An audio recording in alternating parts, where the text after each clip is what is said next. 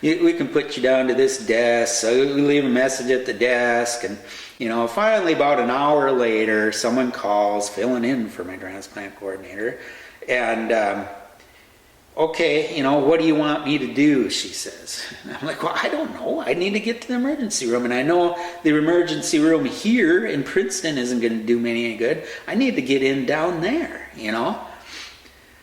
Okay, we'll set something up, so about an hour after that, the phone rings. Okay, it's all set. Your doctor's on duty, actually, and your cardiologist, the real doctor, Alexi, and just come down to the emergency room and we'll be waiting for you. So we get down there and get Sophia over to Melissa's mom's again, and we get down there, and here I am, back. They admit me back into the hospital again, and this time I'm in the emergency room. There's no beds, and they put me in this little room. It's about the size of a walk-in closet. No bathroom in there, no windows, no nothing. Just enough room for a bed and enough room to walk on each side of this bed. You can tell they're just kind of, it's the emergency room. They're making room. So little did I know I was going to be stuck in that room for like 3.5 days in this little room. And that wasn't a big deal, you know what I mean? I needed my eyes looked at. And but the problem was they gave me a COVID test when I first got there. And, I was going down the hall to go to the bathroom. And all of a sudden they come in and they're like, no, you tested positive for COVID.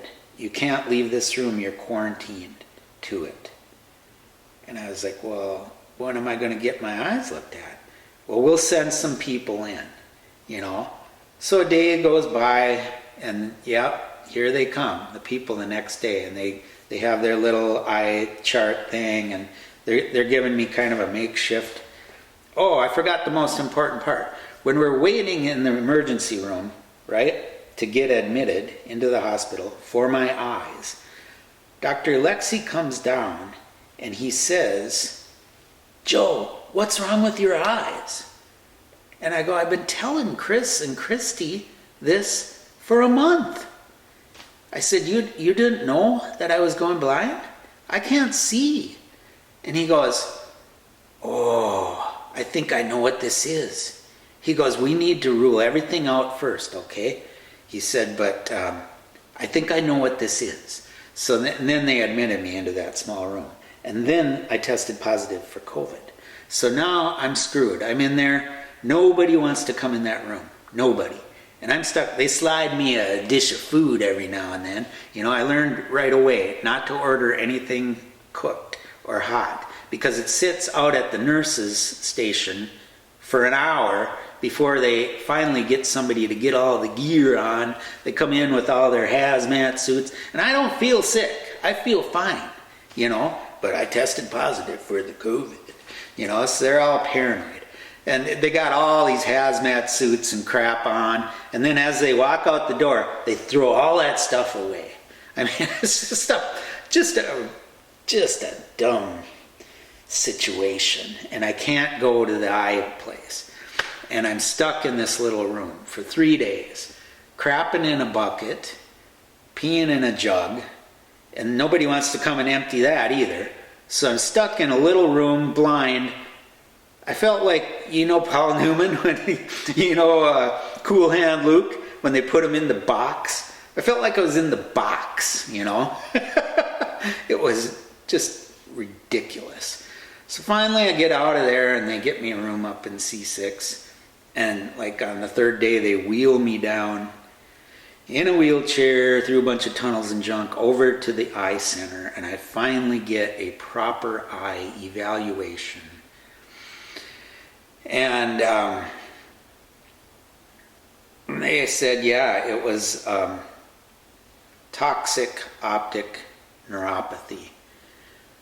The swelling of my optic nerves was caused by one of the drugs, one of the 38 pills.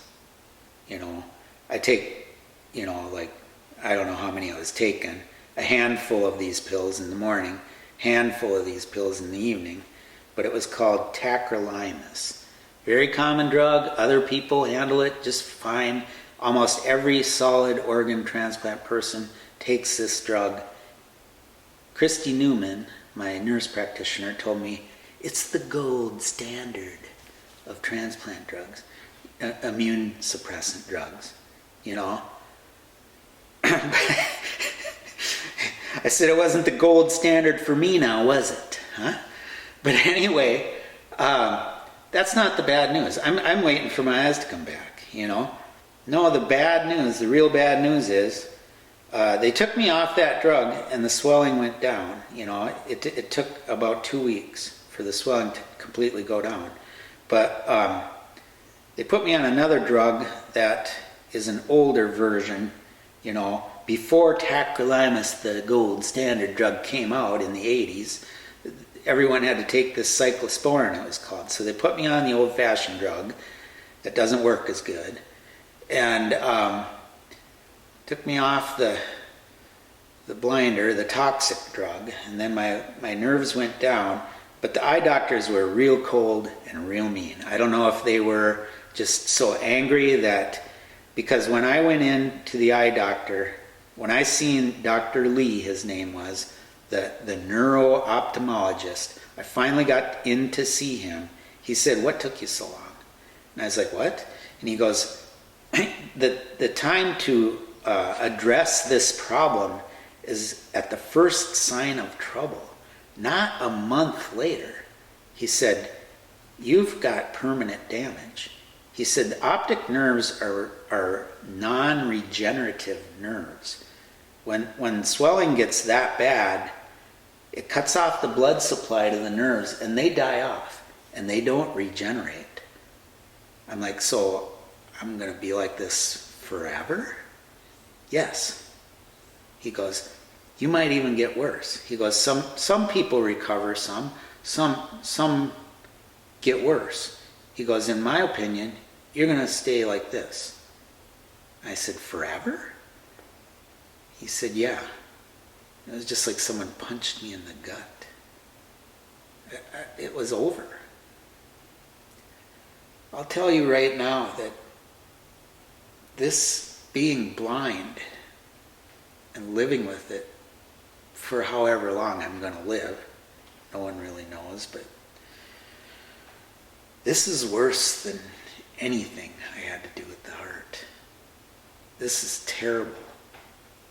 I can't see color. I can't see. I have probably about 5% vision in my left eye, and it's all black. I can see contrasts, you know. If there's something white on black, I can maybe see it. I can see a shape. I can't see people. I'll never see my wife's beautiful face again. I'll never watch my daughter grow up. I can't express what a horrible disability blindness is. I'd give both my legs right now to have my eyes back. Because if I was just in a wheelchair permanently, you know, from the waist down or something, I could drive my truck still. I could still do my job. I could read a book. I could watch TV. I could help my daughter with her math homework. I can't do any of those things. And I mean, yeah, I can walk, but I need someone to lead me around like a little toddler, you know. This is a horrible situation. And I don't care what he said. We're seeing some more doctors here. This isn't over yet. I'll be hoping that I get some vision back for the rest of my life, however long that may be. I asked Dr. Lexi, the cardiologist, you know, how long, you know, you're around this stuff all the time. How long does a guy my age with a heart transplant live? And he said, you know, on average, you know, you could go, best case scenario would be 16 years. And I said, what's going to happen then when this, you know, will it come back? Will I be gasping for air like that again? No, he said, it's not usually the heart that gets you. You know, it's usually the anti-immune pills, because your immune system fights everything. He goes, usually it's cancer. He said that. He goes, a lot of times, it'll be kidney, renal failure. It's all from the pills is what's going to kill me now. So I got that to look forward for. And 16 years was with the tacrolimus, the new drug, and with the guy with eyes that can go out and be active and stuff.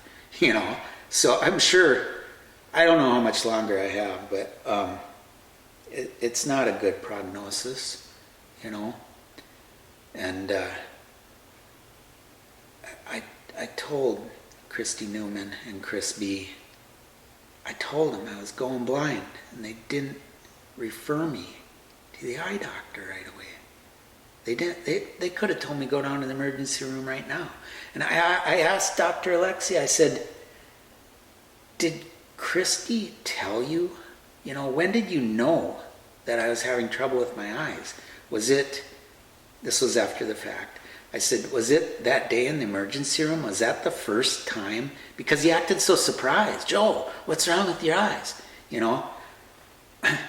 Was that the first time you knew? And he was just like, well, I don't know. I'd have to check, Joe.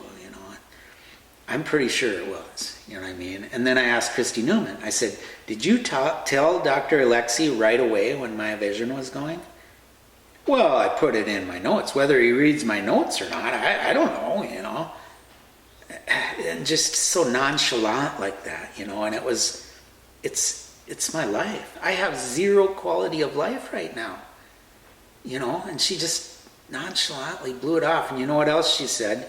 She said, I can't believe they took you off from the tacrolimus. That's when she told me it was the gold standard. She goes, no one goes off from tacrolimus within the first year. Never. And all I could say was, you do realize that it blinded me, right? And then they're like, well, at least you're alive, and that's pretty much everybody's opinion, Well, at least you're alive. I honestly think, I know I'm a little messed up in the head right now, but as bad as this situation is, if you would have told me back when this all first started that, yeah, we can fix your heart and we can fix your heart really good, but you're going to have to be blind for the rest of your life, I think I would have said, just forget it. It's a tough call. It really is. I'm a burden on everyone around me now. It's not just me. There are so many things. I could go on for an hour right now that I can't do without help. I need help for everything. I can't go anywhere. I get 20 feet from my house. I get so disoriented. I don't know where I'm at. Just try closing your eyes tight one day and go try to do your daily routine. You wouldn't be able to do anything, really. You can barely wipe your butt. I mean, it's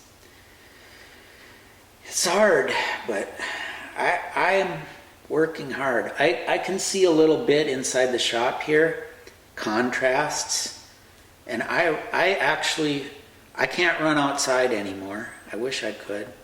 I can't see my yard.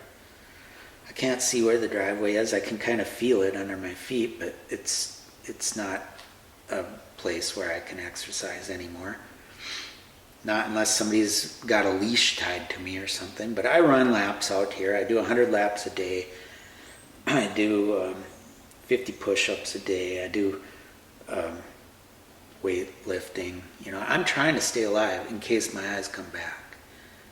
And I have a lot of great people helping me through this. My sister comes over twice a week and just says, what do you want to do?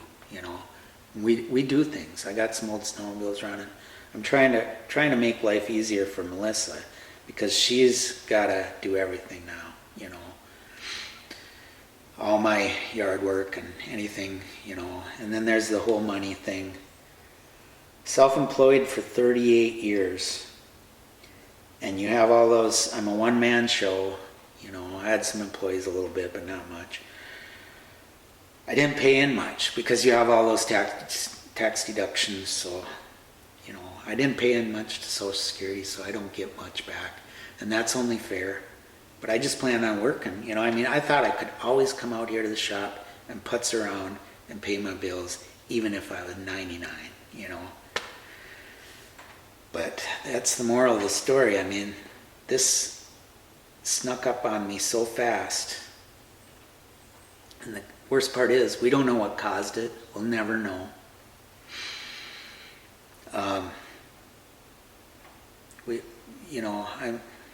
This is ongoing.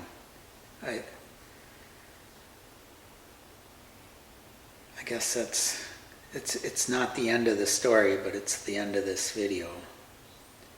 I want to thank everyone, for all the love, and I'll take it from here and do the best I can every day, I guess. I was going to be that guy, that made it 30 years with somebody else's heart. I know I could have done it until I went blind. It's just a shame because it was preventable. It didn't have to happen. And I've talked to lawyers about it, and they say, ooh, that every time we talked about it, I was in a little room with Christy Newman and Chris, sometimes Dr. Alexi, but that was after they started to put it in my medical records. Those first few weeks there, those first 4 weeks, they didn't put anything in the medical records because they weren't taking it seriously. And because they didn't take it seriously, I didn't take it seriously. I was toughing it out like I toughed out everything. So I got really no paper trail of what happened here. I got 3 weeks. It's mentioned in my... Actually, there's a box checked at one point that says I denied vision loss. A different nurse checks you in. She goes down that checklist and checks boxes, Shortness of breath, yes. Shortness of breath, no. Just, a million things, boxes that she checks, and she must have checked vision loss, no, when actually that's what I was there to tell them about. But so we don't have a good paper trail. We got 3 weeks from when it's first in my medical records to when I was in the emergency room for my eyes. And 3 weeks, is that a reasonable amount of time for someone to figure out what was causing my blindness and get me off from the drug and onto something else? So I have no recourse. Nobody's liable. But hopefully you can hear me. I just wanted to say I am not an anti-vaxxer by any means. Don't take this video as some kind of anti-vax thing, because doctors assured me that if it was the COVID vaccine that caused my heart condition, I would be in a less than 1 percentile group. Usually happens to younger males, but like I said, I was the youngest 60-year-old they ever seen. But that I wouldn't take the COVID vaccine again. Knowing what I know now, because that less than 1%. See, I don't fall into that because I didn't die, but I'm sure it's more like probably I'm not going to be some kind of expert on it or anything, but it's probably up around 10% maybe. I don't know, but myocarditis is caused by the COVID vaccine. That is a fact. My cardiac doctors told me that, and that's all I know. The vaccine, I would say, probably does, well, maybe it does more good for people than it does harm. A lot of people, I'm on the fence. My opinion means nothing. I'm a nobody, but I don't really think it's very effective. I've had COVID 3 times since I've been in the hospital. But the cool part is I'm asymptomatic. That was the word I was looking for back when I was talking about my VTAC, how I couldn't feel it. I'd had, you know what I mean? Some people pass out from it, but I don't. I'm asymptomatic when it comes to COVID. And I think a lot of people, whether they got the vaccine or not, fall into that group. I don't know, you know what I mean? That's like I say, we don't need any more doggone controversies, that's for sure. Or conspiracies. So I just wanted to say that. And I forgot the surgeon. I forgot to thank her. I only met her twice. She's a middle-aged woman, probably about my age. I can't stress enough what a brilliant job the surgeon did. The surgeon saved my life, and it's a shame that I only met her twice. I think it might be designed that way, that you know, I mean, you don't want to get too close to the person that you're operating on in a life and death situation. But yeah, she was brilliant. She saved my life. All the other cardiac doctors and people were basically just pill doctors. I mean, they did their pills and their procedures, and half of them were, you know, kind of cobbled. And, you know, I don't want to make little light of the cardiologists, but they didn't, you know, if I give credit to anybody for saving my life, it's that surgeon, you know. The doctors would come around and put some orders in the computer, and then the poor nurses would have to carry out all those orders. You know, I mean, the nurses did the work. You know, the doctors would come and go, and you know, some of them were very arrogant, but not Dr. Alexi. He was friendly enough, but I really wish he would have, if Christy had my vision loss in her notes. You know what I mean? They're all very, very busy. You know, I'll tell you that right now. Is they're taking on more than they can chew down there, and that might have been because of the COVID too. There was everybody in Minnesota was put on medical assistance during the COVID, the pandemic, and now that has ended officially, and they're not doing as many transplants now, I notice. It's only been a couple months, but yeah, I don't know if they were just churning as many out because of that government money. You know, here we go again with the conspiracy thing. I don't know nothing. I'm just an idiot. And I told my cardiac doctor, Alexi, I said, up and down, how grateful I am that they would take the time to go through all that for just a dumb auto mechanic that lives in the middle of nowhere. I'm very, very grateful that they would even, you know, I know they got paid well, but, and I will make payments to them for the rest of my life. I'm not going to get into the financial end of it because that's not what I'm here to talk about. I just wanted to thank the surgeon and tell everybody out there that get your vaccinations. I mean, when that first came out, the COVID vaccine might be different. I'm on the fence about that. It seemed like a no-brainer at the time, but I didn't really research it the way I should have. My bad. I didn't know it was an mRNA vaccine, which you can research that. It's not proven by any means to even work. But anyway, yeah, that just get your vaccines. And it seemed like a no-brainer to me. You go get a free shot and you don't die. But then, you know, came the booster, and then the next booster, and then the booster after that. And I guess this year there's a booster. You know what I mean? It's not effective. Let's just cut right to the chase. And you know, it's like a flu shot. You know, you're lucky if you hit it 40% of the time. They just, in my opinion, if you're feeling good, those things are a waste of time, but that's just my opinion. Don't do what I say, don't do what I do. Matter of fact, like I say on my YouTube channel, probably do the opposite. You might be better off in life than doing what Joe Marudas does.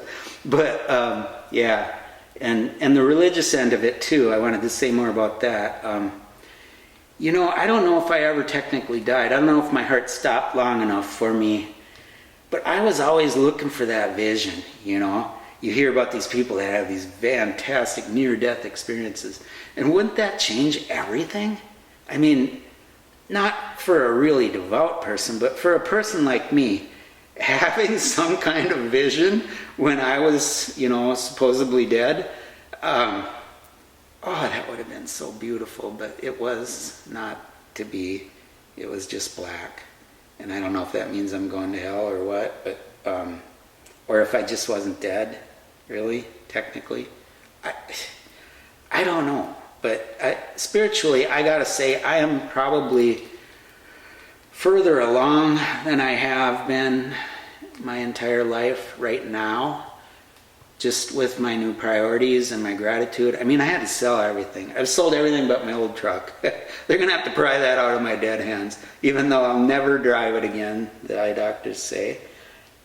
Like I say, I'm holding out hope. But I have my doubts, about the afterlife, and there again, these are just opinions, and those doubts come and go, But I had a lot of people praying for me. They're still praying for me, I think God said, "Geez, I gave you one miracle, you dummy. Now you're asking for another one?" But just because your idea of what your prayers should, miracles happen on this world every day, but I've never seen anybody just wish one up, And that's what I'm trying to do here. If not for myself, for the other people in my life that I'm burdening right now, I can see why something like this would happen to me. I haven't led the most stellar lifestyle, but I don't understand why it's happening to my wife, who I found out loves me way more than I thought she did before this happened. She's probably sick of me by now, but I have more respect for her than words can describe.